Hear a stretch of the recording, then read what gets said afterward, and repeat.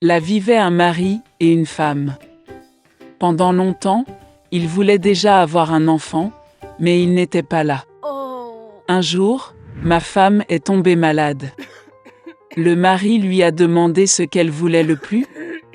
L'épouse a répondu qu'il y avait un magnifique jardin à proximité, où poussent plusieurs des plus belles fleurs. Il y a une belle réponse dans le jardin. Il a l'air si frais et si vert qu'elle voulait vraiment le goûter. Mais le jardin était entouré d'une haute clôture et personne n'osait y entrer, car ce jardin appartenait à une seule sorcière. Elle possédait un grand pouvoir et tout le monde dans le monde la craignait. Le mari aimait beaucoup sa femme et a décidé de lui acheter une réponse, peu importe ce que cela lui coûtait. Et ainsi, au crépuscule, il grimpa par-dessus la clôture de pierre dans le jardin de la sorcière, prit à la hâte une poignée entière de réponses vertes et l'apporta à sa femme. Elle en fit aussitôt une salade et mangea avec gourmandise. Elle aimait tellement cette salade que le lendemain, elle en voulait encore plus qu'avant. Le mari retourna dans le jardin, mais la sorcière se tenait déjà devant lui. Elle le regarda avec colère et dit qu'il paierait cher pour avoir volé la réponse. Il a demandé à la sorcière de ne pas se fâcher, car il avait arraché réponse pour sa femme, qui était très malade. Et il l'aime tellement.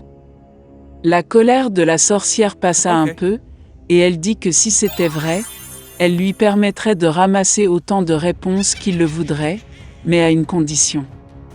Il devra donner à la sorcière l'enfant qui naîtra de sa femme. Le mari était d'accord avec la peur. Lorsque la femme a donné naissance à une fille, la sorcière est immédiatement apparue, a pris l'enfant avec elle et l'a nommé Réponse. Rapunzel est devenue la plus belle fille du monde. Quand elle avait 12 ans, la sorcière l'a enfermée dans une tour. Cette tour était dans la forêt, et elle n'avait ni porte ni escalier. Seulement tout en haut se trouvait une petite fenêtre.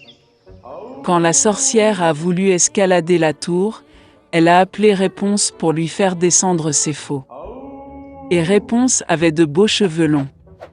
Elle entend la voix de la sorcière, desserre ses tresses, les attache au crochet de la fenêtre, et les cheveux tombent, et la sorcière grimpe alors, s'accrochant à eux.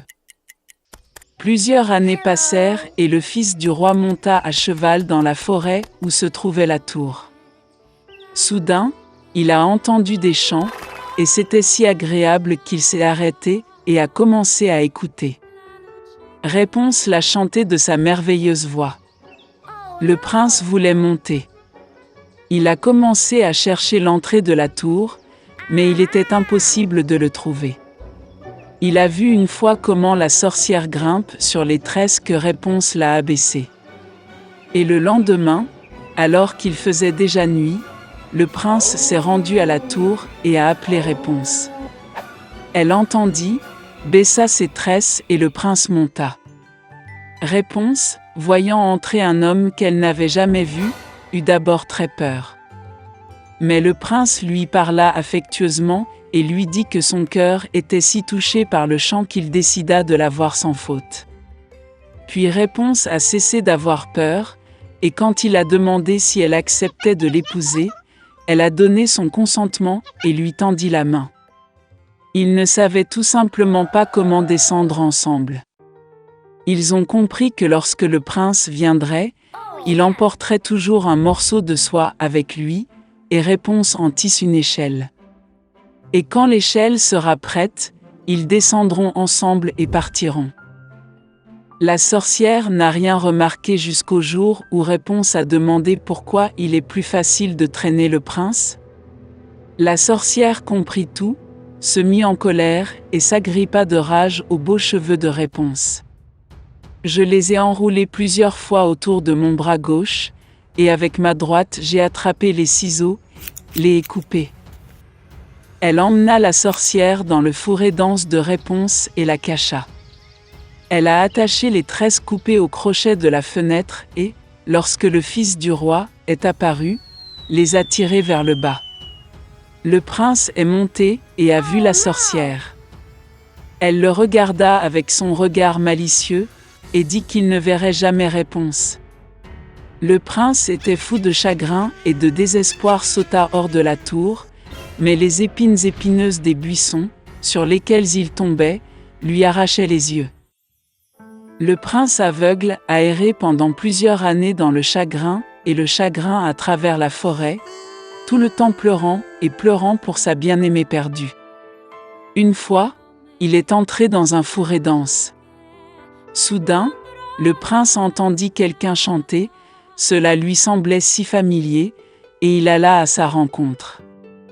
Lorsqu'il s'approcha, Réponse le reconnut, se jeta sur son cou et pleura amèrement de joie.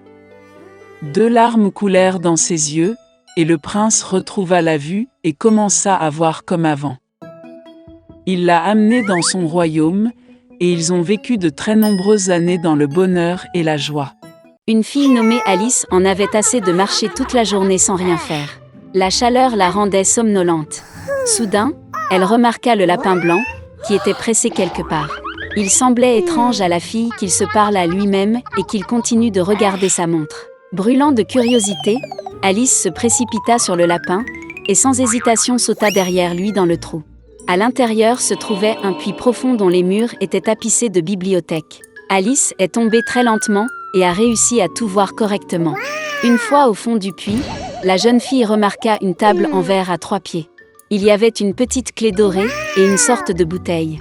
Alice a essayé d'ouvrir la porte avec la clé, mais elle était trop petite. Regardant autour d'elle, elle vit une petite porte. Pour l'ouvrir et se retrouver dans un magnifique jardin, Alice a dû boire dans une bouteille sur la table. Après avoir pris quelques gorgées, sa taille a commencé à diminuer.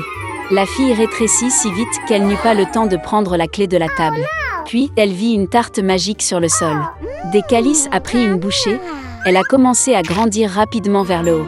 La fille a tellement grandi qu'elle ne pouvait plus franchir la porte chérie. Alice se mit à pleurer tellement que bientôt une énorme flaque d'eau se forma près d'elle. À ce moment-là, elle remarqua le lapin blanc. La fille l'a appelé, mais il était pressé et, effrayé, a laissé tomber ses gants et son éventail. Alice les ramassa et vit comment elle commençait à rétrécir. La raison était un fan magique. Alice est tombée dans une mare de ses propres larmes. Lorsqu'elle a été jetée à terre, la fille a de nouveau remarqué le lapin. Il a confondu Alice avec sa femme de chambre et a ordonné de rentrer immédiatement à la maison pour de nouveaux gants et un ventilateur. La fille a couru pour exécuter l'ordre. Chez le lapin, elle n'a pas pu résister à la curiosité et a bu du liquide dans une bouteille. Cela a conduit au fait qu'Alice a pris des proportions gigantesques et a rapidement rempli toute la maison. Elle n'a pu rétrécir que grâce aux tartes. Ayant retrouvé ses dimensions précédentes, la fille s'est enfuie. Bientôt, elle vit un énorme champignon sur lequel était assise une grosse chenille bleue.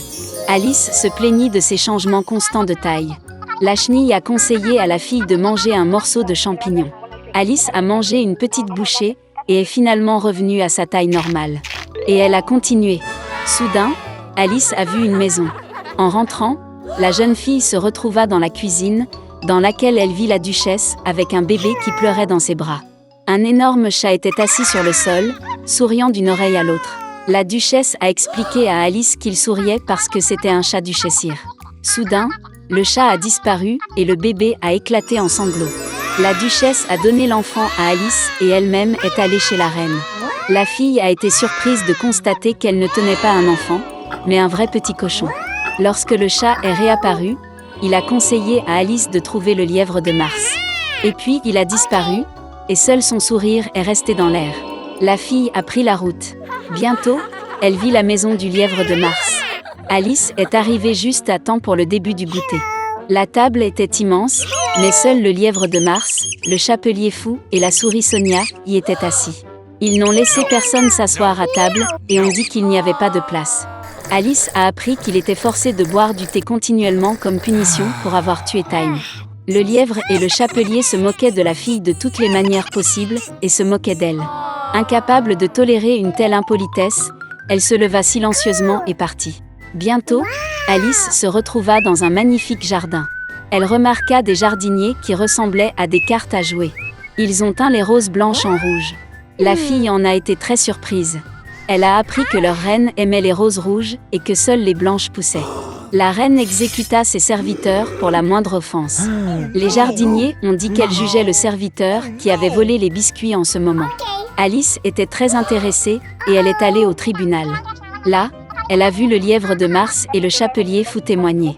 Quand ils eurent fini, la reine convoqua soudain Alice pour l'interroger. La fille a répondu qu'elle ne savait rien et a ordonné de laisser partir le domestique. La reine s'est fâchée et a ordonné d'attraper la fille. À ce moment, Alice sentit qu'elle recommençait à grandir. La fille se rendit compte que ce n'était que des cartes et elle n'en avait pas peur. Et à ce moment précis, la magie a disparu. Alice s'est réveillée dans la même clairière où elle a vu le lapin blanc pour la première fois.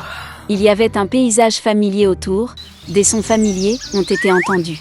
Ce n'était donc qu'un rêve, pensa Alice.